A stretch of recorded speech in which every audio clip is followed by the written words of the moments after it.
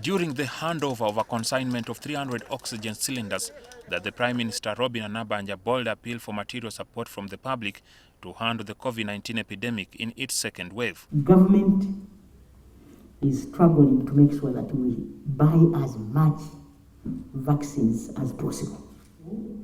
I would like to take this opportunity to request Nairo breweries once again that there is also that.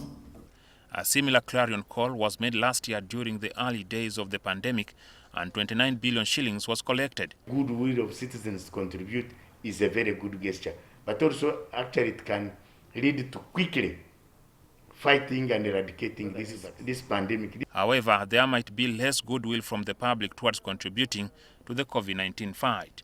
This is especially so following the release of 160 billion shillings for the purchase of vehicles for members of parliament. People are going to hospital, they are not able to pay for their bills. The COVID-19 patients who are paying millions, 100 million bill, 70 million bill, and yet government is coming up to say it's okay for a member of parliament to have 200 million and buy a car.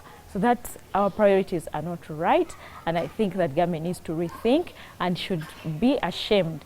Several voices have been critical about the level of transparency exhibited in the allocation of the donations. I also definitely think that the faces that have been fronted to be asking the public to provide support have to be changed, because they are the same faces who asked for money that was never accounted for. The Ministry of Health recently clarified that 23.9 billion shillings was used to purchase 282 double-cabin pickups, 3.3 billion shillings for construction of a blood bank in Soroti, and the balance of 2.4 billion for the construction of health facilities in Chanika and Vura in Arua.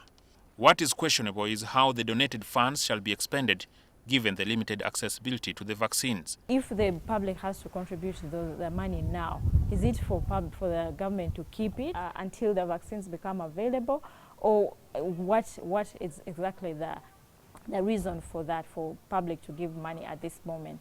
I think government may need to negotiate, and you can use the Israel model. What Israel did, the government negotiated with the manufacturers in the US and actually paid twice as much.